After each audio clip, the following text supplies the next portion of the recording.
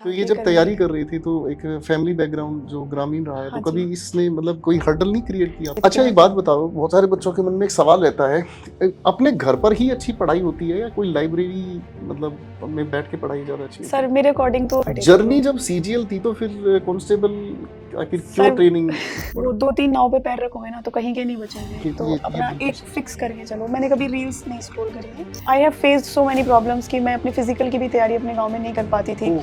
उठना है तो 3 बजे से पहले-पहले जाओ, मतलब अंधेरे में जाओ, अंधेरे में आ जाओ। कोई देखेगा फिर वो चर्चा का विषय बन जाएगा। सो बहुत सारे there are so many problems. ठीक है। Although he is a farmer but वो एजुकेटेड हैं और मेरे दादाजी थे, वो प्रिंसिपल थे गवर्नमेंट इंटर कॉलेज में, तो हुँ, हुँ। उनसे थोड़ी मोटिवेशन रहती थी। और शुरू से आप जब ग्रामीण परिवेश में होते हो तो एक सरकारी नौकरी की वैल्यू नेक्स्ट लेवल की होती है। तो तब से शुरू से तो था ये कि जब करनी तैयारी है। कर रही थी तो एक फैमिली बैकग्राउंड जो ग्रामीण रहा है, तो हाँ जी। कभी इसने मतलब कोई हर्डल नहीं क्रिएट किया आपके सामने? हाँ सर, बहुत सारी प्रॉब्लम्स थी क्योंकि वहाँ पे जहाँ मैं रहती हूँ, वहाँ लोगों का माइंडसेट आज भी वैसा ही है कि लड़कियों को सिर्फ़ घर के काम कराओ, हुँ, हुँ। इनकी शादी कर दो और बस टाटा बाय-बाय। तो बीच में कहीं कॉन्फ्लिक्ट्स नहीं हाँ आए सर, पेरेंट्स बहुत के ज़्यादा साथ? कॉन्फ्लिक्ट्स आए, लेकिन फिर स्टार्टिंग में मैं अपने गाँव में ही रह के तैयारी वगैरह करती थी। वहाँ पे बहुत सारी प्रॉब्लम्स थी, जैसे कनेक्टिविटी नहीं थी हुँ, हुँ। और कोविड के टाइम से मैंने शुरू करी थी। हुँ, हुँ। फिर धीरे-धीरे मैंने उन्हें कन्विंस किया, फिर लास्ट 6 मंथ्स तो मैं नोएडा रही हूँ, जहाँ मैंने अपनी तैयारी करी है। तो मतलब एक नोएडा आप अपने मतलब एक रिलेटिव है, मेरी दीदी अच्छा रहती हैं, दीदी उनके दीदी के यहाँ पे साथ। रह के फिर लाइब्रेरी जॉइन करी तब किया। आपने बताया अभी आप मिनिस्ट्रियल वाली नहीं सर, कांस्टेबल सॉरी वाली, कांस्टेबल हाँ, वाली दिल्ली पेपर पुलिस। की अभी आप उसकी ट्रेनिंग ट्रेनिंग कर कर रहे रही हैं। हूँ, यस सर। तो उसकी ट्रेनिंग आप कर रहे हैं, हुँ, सीपीओ में आपका रैंक आया है 154 जी 154 सर, और आप कह रहे हैं कि अभी आपकी जो मंजिल है वो सीजीएल ही है। सीजीएल है। जी तो सर। किसने इतना सारा मोटिवेशन आपको दिया या दादाजी के होने से उम, बहुत सारी चीज़ इनडायरेक्ट? सर वो भी था एक गवर्नमेंट जॉब का, बट वो इंटरनली ही था मुझे कि हाँ, मुझे कुछ करना है। पहले मेरा था कि मुझे एक ऑफ़िसर बनना है, तो हुँ, पहले हुँ। मैंने सोचा यू मतलब सीडीएस ट्राई करते हैं। वो तो अब तो घरवाले रोकते होंगे, अब हो तो गई सरकारी हाँ, नौकरी। नहीं सर, मतलब वो खुश हैं, लेकिन वो मेरी मम्मी मेरे लिए बहुत बड़ा इंस्पिरेशन है। वो कहती है तुम एक जगह रुको मत, हाँ, तुम हाँ। यहाँ एक सीढ़ी चढ़ चुके हो तो आगे चढ़ते रहो, चढ़ते रहो। मतलब बहुत आई अच्छी डोंट बात। Want to be stable at this point कि हाँ, बस हो गया, हाँ, नहीं हाँ। खत्म, नहीं तुम जितना आगे जब तक अपने आप को पुश कर सकते हो, पुश करते ग्रेट, रहो। ग्रेट, ग्रेट, ग्रेट, बहुत अच्छी बात है। जी सर। तो इंग्लिश की तैयारी कैसे की थी सर आपने? इंग्लिश की तैयारी मैंने ना 2020 में जब कोविड का टाइम था तो हुँ, हमारा हुँ। लास्ट ईयर चल रहा था। हुँ, हुँ। उसके बाद मेरा पहला टारगेट था सीडीएस को ही क्लियर करना। हुँ, तो हुँ। उसमें सर 2 पेपर होते हैं, एक जीएस एक इंग्लिश। हुँ, तो हुँ। तब मुझे मेरे दोस्त वगैरह हमें तब कैरियरविल का पता चला। अच्छा, पहले अच्छा। राकेश यादव सर की वो 4 घंटे की एक वीडियो मिली थी हमें हुँ, हुँ। यूट्यूब पे। हुँ, फिर हुँ। हमें पता चला अच्छा इनका भी कोई ऑनलाइन सोर्स होता होगा। हुँ, फिर हुँ। हम आपके चैनल तक पहुँचे। फिर ठीक। वहाँ पे मेरे दोस्त हैं, आज वो कैग में ऑडिटर है, उसने ही मुझे आपकी वीडियो बताई कि तू इन वाले सर का कोर्स ले, ये बहुत चलिए, अच्छा थैंक पढ़ाते यू, हैं। थैंक कुछ यू यूट्यूब बेटा। पे हमने आपका वो 1-2 जो शुरू में आप वीडियो डालते हो कोर्स हुँ, हुँ। लॉन्च करने से पहले, हुँ, हुँ, हुँ, वो हुँ। देखा था। हुँ, हुँ। सर वो एक मैंने आपका कोर्स लिया था। हुँ, उसके बाद मैंने इतने मतलब मुझे समझ में थोड़ा स्टार्टिंग में टाइम लगता है ग्रामर हुँ, के हुँ। बेसिक्स को समझने में। हुँ, हुँ। मुझे आज भी याद है मैंने 3 टू 4 टाइम्स उन वीडियोज़ को देखा। मतलब जब तक मुझे बिल्कुल मेरे दिमाग में एक-एक चीज़ फिट नहीं बैठ जाती थी। मैं एक ग्रेट। बार देखती थी, रिकॉल करके नोट्स बनाती थी। फिर दोबारा देखती थी जो छूटता था उसके नोट्स, इस तरीके से। सर तब मैंने आपका कोर्स लिया था। All credit goes to you अरे कि मेरी वेरी गुड, इंग्लिश का सर थैंक यू। बिल्कुल।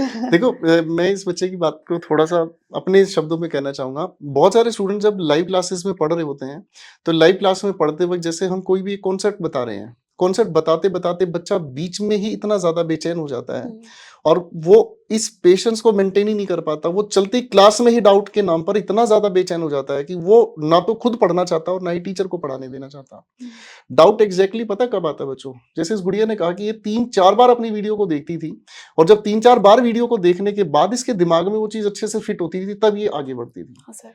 तो ये जो पेशेंस लेवल है ना, ये पेशेंस लेवल बहुत ज़्यादा मायने रखता है मेरे भाइयों। जो भी बच्चा तैयारी कर रहा होता है, किसी भी लाइव क्लास में आप पढ़ रहे होते हो, क्लास को ध्यान से देखो, उसको फिर दोबारा से ध्यान से देखो, फिर अपने नोट्स अपने हाथों से बनाओ। उसी वीडियो को एक बार दोबारा और देखो, ठीक है?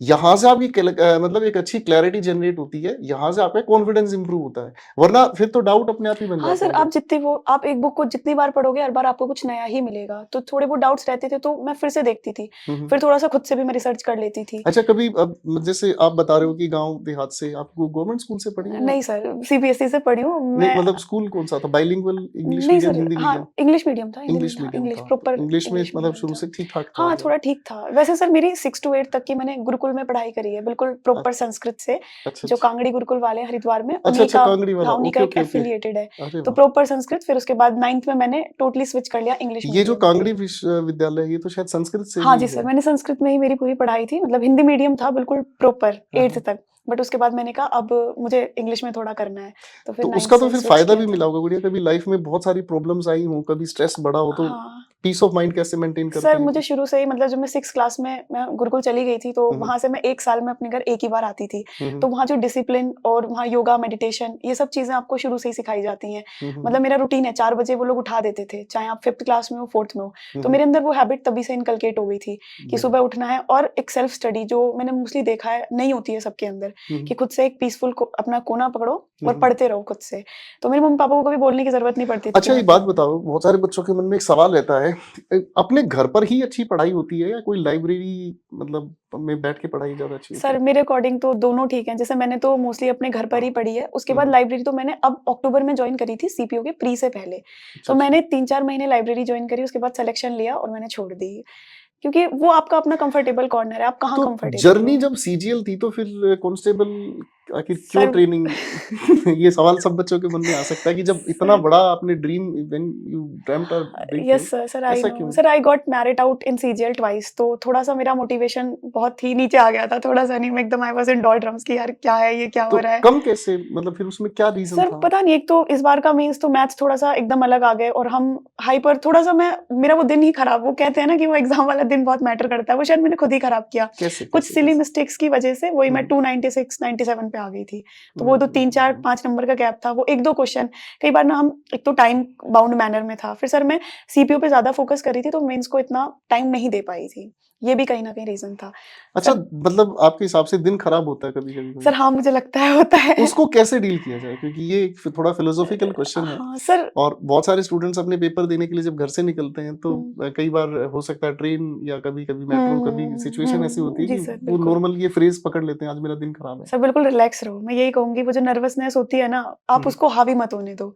और कई बार हम ना वो नर्वसनेस और उस स्ट्रेस को अपने ऊपर हावी होने देते हैं, हम्म। उसका रिज़ल्ट है हम सब गड़बड़ कर देते हैं। तो मेरे साथ तो ये बहुत बार होता है। अभी आप कांस्टेबल वाली जो जी सर। मतलब आपकी वो चल रही है, हुँ। ट्रेनिंग चल रही है, तो इसमें फिर पढ़ने का टाइम कैसे सर निकलता है? अभी तो नहीं मिल रहा, टू बी ऑनेस्ट, 1 मंथ की अभी कंप्लीट हुई है, लेकिन कितनी धीरे-धीरे। ड्यूरेशन है टोटल, कितना? सर 10 मंथ्स की है। 10 मंथ्स जी की है। सर, बट तो आपको चुराना पड़ेगा टाइम कैसे भी करके, वो आपके जो ऊपर भी डिपेंड बच्चा करता पढ़ है। रहा है, जो बच्चा काम कर रहा है, हो सकता है बहुत सारे बच्चे अपनी फैमिली को सपोर्ट करने के लिए पापा को, मम्मी को या किसी भी तरह के काम में इन्वॉल्व हैं। जो भी स्टूडेंट्स ये सोचते हैं कि सर हम मतलब टाइम ही नहीं निकाल हुँ। पाते, उस बच्चे के लिए एक छोटी-सी मोटिवेशन है, और ये बच्ची सीजीएल की तैयारी कर रही थी। जैसा मैं अपने हर एक बैच में एक बात कहता हूँ कि अब की बार, आखिरी बार, अगर सिलेक्शन लेना है तो एक बार तैयारी करो और आखिरी बार, उसके बाद कोई भी पेपर आप देते चले जाओ, हमारा आपका साथ आपको हमेशा सक्सेसफुल बनाएगा, ठीक है? जी सर। इस बच्चे ने सीजीएल की तैयारी की, 2 बार शायद हाँ अटेम्प्ट दिए सर, और उसमें फाइनल मेरिट आउट हुई। फाइनल मेरिट हाँ, आप प्री आउट मेंस हुए। दोनों क्लियर था, फाइनल 2 बार मेरिट। आपने सीडीएस दिया, हाँ जी, दोनों उसमें बार। भी दिन खराब था। नहीं सर, वो एसएसबी का कॉन्फ्रेंस आउट है। सर वो अच्छा, अनप्रेडिक्टेबल है, कोई नहीं कह वो खैर सकता, वो बहुत अनप्रेडिक्टेबल है। अनप्रेडिक्टेबल है। सीडीएस इंग्लिश अच्छे से किया था। हाँ जी, इंग्लिश सर, उसी की वजह से एग्ज़ाम, मतलब मेरा जीएस में उतना स्कोर नहीं था, वो और इंग्लिश का स्कोर ऊपर चला जाता था, तो कंबाइंड होके मेरा एग्ज़ाम क्लियर हो जाता गुड, था। इंग्लिश बचाता है हाँ सर, ऑनेस्टली। इंग्लिश, और आप एक बार इतने अच्छे से मैंने तभी पढ़ा है, हुँ, उसके हुँ। बाद बस मेरे नोट्स बने हुए हैं, वो एक्चुअली मेरे गाँव में है, मैं वहाँ गई नहीं तो मैं लेके नहीं आ पाई। वही मेरे नोट्स हैं, हुँ, वो हुँ। जब मैंने बनाए थे, और मैं तब से उन्हीं को रिवाइज़ करती हूँ। और कुछ नया वगैरह जैसे आप अपने चैनल पे डालते रहते हैं, अगर कुछ हुँ, नया हुँ। है जो हुँ, हुँ, जैसे हुँ। होता है ना, एक पैटर्न पे क्वेश्चन आते रहते हैं, हुँ, हुँ। वो यूट्यूब पे वहाँ से देख लेती हूँ, वरना मुझे कभी ज़रूरत नहीं पड़ी, क्योंकि उस चीज़ को मैंने ऐसे रिवाइज़ किया कि वो पूरी देखो, ये बात तो ईच हो अपने आप में चुकी है सच मेरे है कि लिए। जब हम कोई भी बैच में पढ़ाते हैं, तो बैच में पढ़ाने के लिए हमें एक स्पेसिफिक टाइम का स्लॉट ध्यान रखना हुँ, पड़ता है कि आज अगर कोई बैच शुरू होता है तो विदिन 4 मंथ्स हमें आप लोगों को एक जर्नी कवर करानी है, उसमें ही हमें सारी चीज़ों को अच्छे से तैयार करना है। और एग्ज़ाम्स के अकॉर्डिंग जो चेंजेस आ रहे होते हैं, जैसे मान लीजिए कोई भी टॉपिक हम पढ़ा रहे हैं और एग्ज़ाम्स उससे रिलेटेड, इससे रिलेटेड क्या हमसे पूछना चाहता है, कहाँ हमें कन्फ्यूज़ करना चाहता है, तो हमारा मेन फ़ोकस उस पर हो जाता है। जो चीज़ अब एग्ज़ाम नहीं पूछ रहा है, तो उन चीज़ों को हम थोड़ा-सा जल्दी में स्किप करके हुँ, आगे चल जाते हैं। वरना लंबी-चौड़ी बातें अगर करने लग जाएँ, तो इंग्लिश के सिलेबस को आप 1 साल तक भी खींच सकते हैं। जी सर। इर्रेलेवेंट बातों में आप मतलब कितना भी अनयूजुअल चीज़ें पढ़ सकते हैं, जिसका कोई सेंस नहीं है। तो जीएस ने कैसे मतलब सर जीएस तो जब मैं सीडीएस की तैयारी करी थी तो मैंने अभिषेक सुमन सर का हिस्ट्री पॉलिटी का वो लिया था, तो हम्म, थोड़ा बेसिक्स वहाँ से कवर हो गया था। उसके बाद एक बार वो आपकी जो जीएस की टीम है उससे भी पढ़ाई करी। हम्म। लेकिन वो जीएस सर मुझे लगता है थोड़ा आपके उस पे भी डिपेंड करती है। थोड़ा-सा ना आप कॉम्प्रिहेंसिव अप्रोच से अगर क्वेश्चन को सॉल्व करो तो कैसे ऑप्शन इसको एलिब्रेट करो, एलिमिनेशन। क्योंकि जीएस ना बहुत सारे बच्चों के लिए हाँ, सर दिक्कत है। थोड़ा-सा आपको ना हम्म, थोड़ा ऐसे चीज़ों को रिलेट करके याद रखो। जैसे एसएससी क्या है ना कि वो थोड़ा-सा ऑप्शन में आपको दे देती है रियायत। तो आपको मान लो कुछ मुगल टाइम पीरियड से कोई क्वेश्चन आया, तो आप उसका टाइम पीरियड याद कर लो कि इतने टाइम से इतने टाइम तक था। और मान लो कोई सन का क्वेश्चन पूछ लिया, तो आप वहाँ पे एलिमिनेट कर सकते हो। मैं इस गुड़िया से जो भी इसने नोट्स बनाए हैं, जैसे इस बच्ची ने बताया कि इसके नोट्स गांव में रह गए हाँ हैं, तो जी इस सर। बच्ची से नोट्स की मैं एक प्रॉपर पीडीएफ बनवाऊंगा बच्चों, और अपने टेलीग्राम चैनल पर उसको डालूंगा। ठीक है, उसका पर्पस ये नहीं है कि आप उस नोट्स से पढ़ें, उसका पर्पस ये होगा कि आपको अपने खुद की रिलायबिलिटी के लिए अपने नोट्स कैसे बनाने हैं। तो उम्मीद करता हूँ आप उस चीज़ से सीखेंगे ज़रूर ये चीज़, क्योंकि बहुत सारे स्टूडेंट्स ये उनको ये फील होता है कि बस हमें पीडीएफ की नोट्स की एक नोट्स की पीडीएफ हाँ। अगर मिल जाए, या हमें पीडीएफ अगर मिल जाए तो हमारे पास तो पूरा हो गया। नहीं सर। तो ये एक सबसे बड़ा जो सवाल है, पीडीएफ बहुत सारी आज के टाइम में हो जाती है। नहीं सर, मैंने कभी पीडीएफ्स को प्रेफर नहीं किया। मतलब मुझे याद है कि मैंने कोई पीडीएफ नहीं प्रेफर की, कहीं से उठा लूँ। मुझे ना वो समझ में नहीं आता वो रटना चीज़ों को। मुझे लगता है कि चाहे जीएस है या कोई भी चीज़ है, मैं उसे एक बार समझूँ और फिर अपनी दिमाग में एक टाइमलाइन बनाऊँ, उसके अकॉर्डिंग याद करूँ। तो मैं एक रे डायग्राम के थ्रू बना लेती थी। अच्छा ये वाला पहले आया, ये अकबर, ये बाबर, ये सब, या कोई भी जैसे एक्स-वाई-ज़ेड टॉपिक है। और जीएस में जैसे एसएससी तो एकदम अलग है। अब वो डांसेस पे पूरा फोकस करती है। बहुत सारे फोक डांसेस, क्लासिकल इसको ध्यान डांसेस। से सुनना मेरे बच्चों, जैसे इस गुड़िया ने बताई कि पैटर्न जो अब पेपर में पूछ रहा है, अब डांसेस पर फोकस किया जा रहा है, तो इसने डांसेस वाले सेगमेंट को अच्छे से तैयार कर हाँ, लिया। उसके अलावा सेंसस से भी क्वेश्चंस आते हैं, तो आप वरना उस चीज़ को। जो भी चीजें हैं, बाकी मैं एक स्ट्रेटेजी की डिटेल वीडियो भी आपके साथ शेयर करूंगा इस बच्ची से ही, क्योंकि जो बच्चा इतने लंबे स्ट्रगल से, देखो उस बच्चे की बात मान लेना जिसने 6 महीने की तैयारी की और एक अच्छा रैंक निकाल लिया, तो उसमें कई सारी चीजें होती हैं कि एक तो उसके पास गाइडेंस स्पेसिफिक है।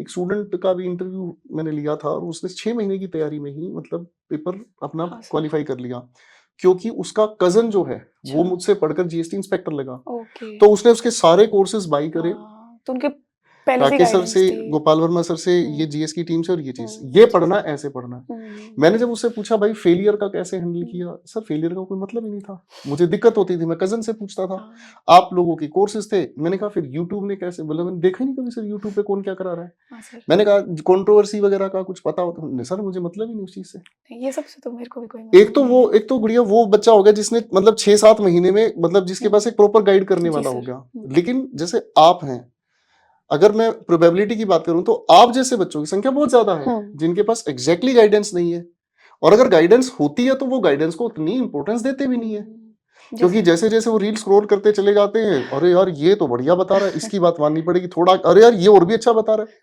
जी सर। आज मेरी सुबह 7th रैंक एक गुड़िया से भी बात हुई, हाँ तो सर। उसने भी यही बताया, बोले सर उसको स्क्रॉल करते करते डिप्रेशन में चली गई मैं तो। नहीं सर, मैंने कभी रील्स स्क्रॉल ही नहीं करी है। लास्ट में जाके कहना सर सब अनसब्सक्राइब किया, तब बातें मानी आप हाँ। सभी की, टू द सर आप पॉइंट वो पढ़ो। 2-3 नाव पे पैर रखोगे ना तो कहीं के नहीं बचोगे। तो ये अपना बिल्कुल एक फिक्स करके चलो। मैंने कभी रील्स नहीं स्क्रॉल करी हैं, शॉर्ट्स नहीं करी हैं बिल्कुल भी। अब थोड़ी जॉब लगी है, अब मैं इंस्टाग्राम पे ज़्यादा एक्टिव रहती हूँ, चलिए, लेकिन ये तो पहले नहीं अच्छी था। बात है। अच्छा एक बात और मुझे समझनी पड़ी, जी। जैसे हम कोई भी मॉक लगाते हैं, हुँ, ठीक है ना?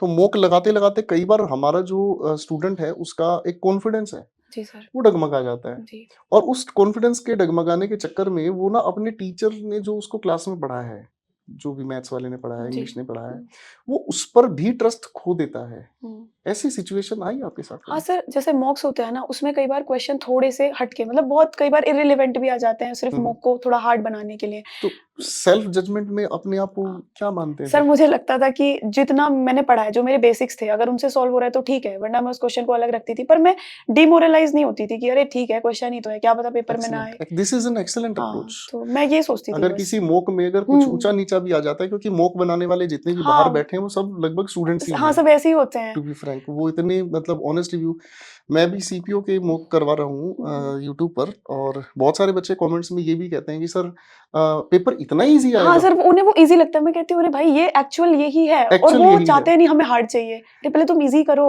अगर आप मतलब उसको ईज़ी मान रहे हैं ना, तो उसके 2 मीनिंग है। एक तो यानी कि आपकी तैयारी अच्छे लेवल अच्छी पर है। है, जी और सर। दूसरी चीज़ आप एक चीज़ नहीं जान रहे हैं। हुँ।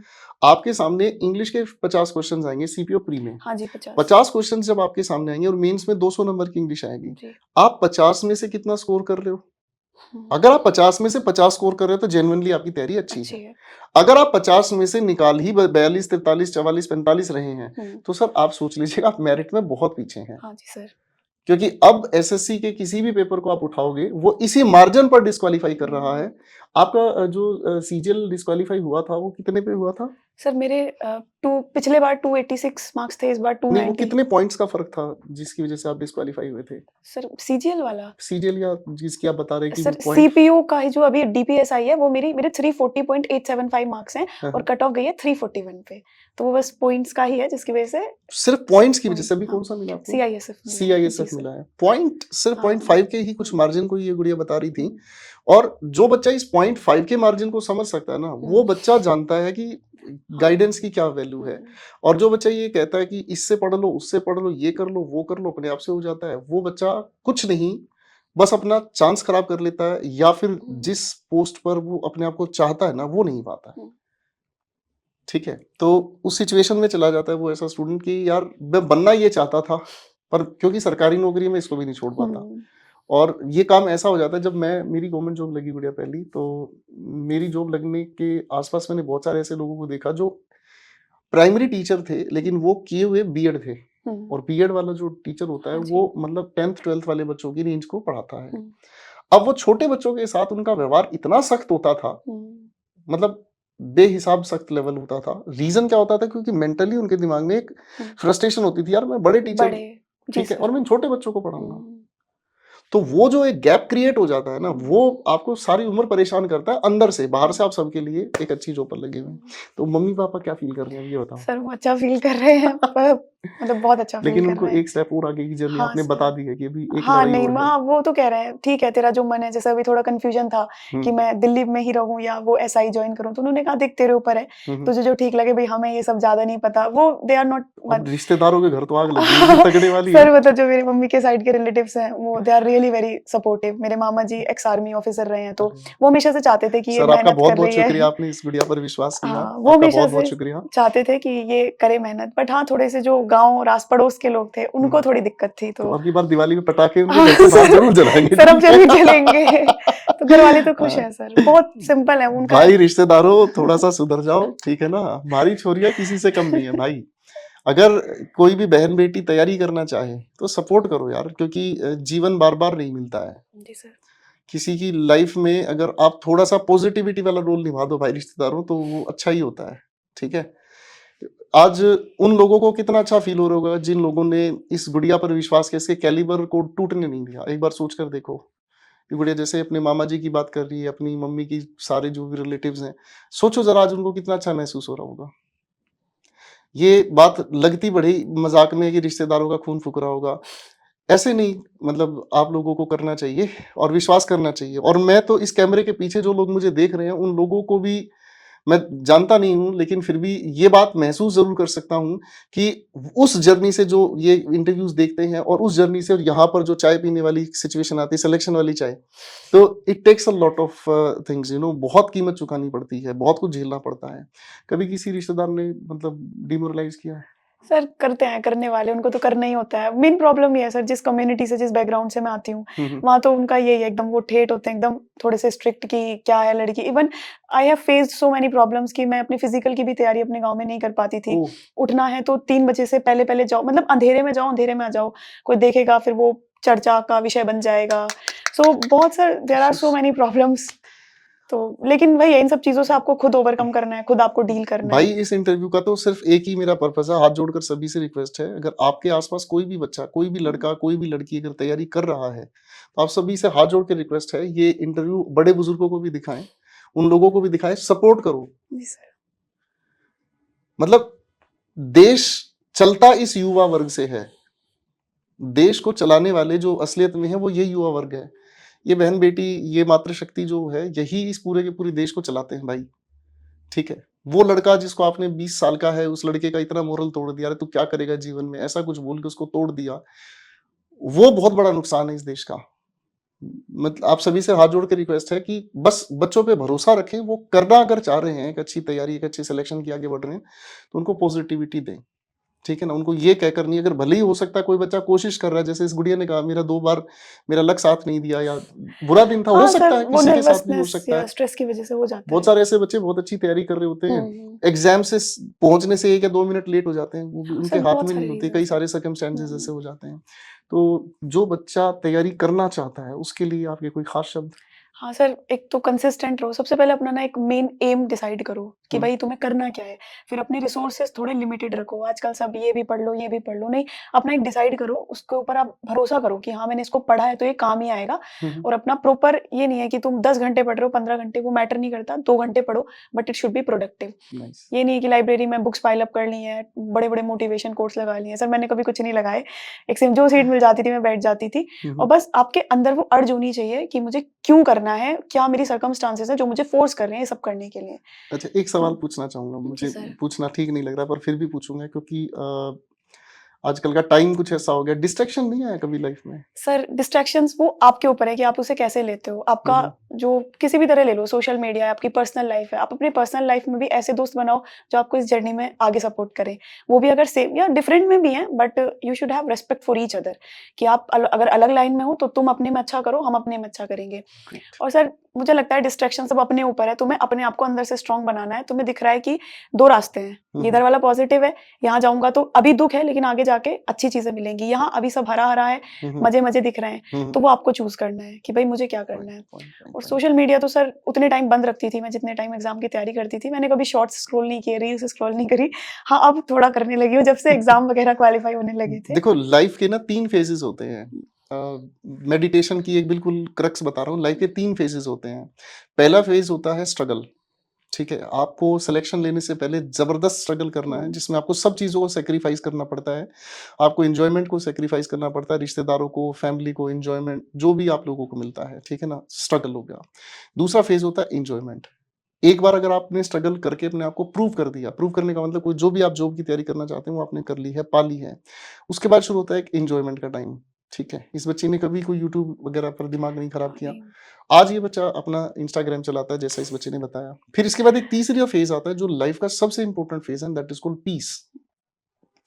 आपको आखिर में अपने आप को, अपने मन को कहाँ शांति मिलती है, आपको वो काम ज़रूर करना चाहिए।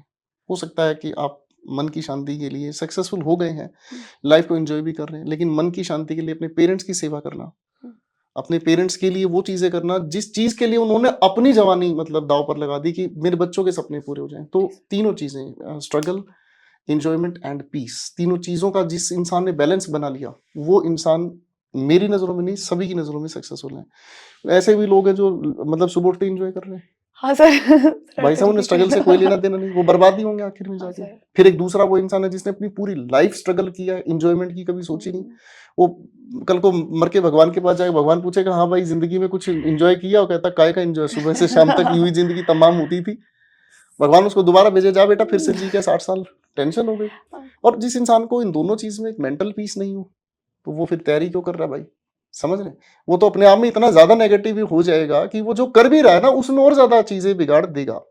तो खैर चलो, मुझे बहुत अच्छा लगा गुड़ी आपसे थैंक बात यू करके। सर। तो हमारी बहुत सारी बहन-बेटियाँ जो तैयारी कर रही हैं, उनकी मोटिवेशन जो बनी रहे, उनके हुँ, लिए कोई सिंगल सेंटेंस में अच्छी बात कही जा सके? सर आप बस अपनी तैयारी अच्छे से करो, अपना एक एम डिसाइड करो। बहुत सारे लोग इवन कई बार आपकी फैमिली भी आपको रोकेगी। आपको हमेशा फ़ील कराया जाएगा कि आप लड़की हो, हुँ, हुँ। ख़ासकर अगर आप एक ऐसे ग्रामीण परिवेश से आते हो, बट खुद को प्रूव करो, इतनी मेहनत करो, चाहे आपको थोड़ा आउटबोल्ड होना पड़े, करो। और एक दिन टाइम लो बट खुद को प्रूव करो, पढ़ाई करो। मतलब बी ऑनेस्ट टू योरसेल्फ, अपने लिए ईमानदार रहो, वो सबसे ज़्यादा ज़रूरी है। किसी और के लिए ईमानदार रहना से बेटर है अपने लिए be honest to yourself. Sir मेरा यही एक टैग था कि I have to be honest to my self and consistent. ये करना नाइस। है बस। तो अब डीवी कब है आपका? सर अभी डेट नहीं आई है। अभी कोई डेट नहीं नहीं आई सर, है। अभी डेट नहीं आई है। चलो खैर, मुझे बड़ी खुशी की बात लगती है कि जब कोई बच्चा अपने आप को प्रूव करता है और वो ईमानदारी वाली जो हुँ, उसका जज़्बा है वो मेंटेन रहता है। चलो बेटा, गुड़िया, आपको बहुत सारी बधाई, अब थैंक यू आप एक सो मच ऑफ़िसर बन सर। गए हैं। ठीक है बच्चों? और थैंक यू। इस प्यारे से इंटरव्यू से जो मुझे सीखने को मिला है, एक तो आप ऑनेस्ट हैं, दूसरा आपने अपनी एक टाइमलाइन फिक्स कर ली है, मुझे कितने टाइम में क्या चीज़ करनी है। और तीसरी चीज़, हर कोई इतना लकी नहीं है कि एक ही अटेम्प्ट में पेपर क्वालीफाई कर जाए। अगर जी आपकी सर। लाइफ में हर्डल्स आते हैं, इस बच्ची ने 2 सीडीएस 2 सीडीएस, एफकेट 3 कितने? एफ, 3 बार 3 एफकेट। बार एफकेट, 5 हो गए भाई, और 2 बार सीजीएल। हुँ, 5 और 2 7 हो गए हैं और कांस्टेबल से ज्वाइन करके अभी इसने सीपीओ क्वालिफाई किया है, 154th रैंक जी है आपका, राइट? 154 अब ये सीजीएल की तैयारी कर रही है। तो मेहनत के लिए कई सारे हर्डल्स पार करने पड़ते हैं बच्चों। कभी मत घबराओ, कभी भी अपने कॉन्फिडेंस को लूज मत करो, क्योंकि ये आप ही हैं जो इतिहास रच रहे हैं। आज जिस बंद कमरे में बैठकर आप ये जो लिख रहे हो ना अपने नोट्स, यही आप अपना इतिहास रच रहे हो और आप सबसे ज़्यादा मोटिवेटेड रखेंगे उन लोगों को। बस आपको सक्सेसफुल होकर जल्दी ही मुझसे मिलना है। ठीक है बच्चों, सभी को नमस्कार।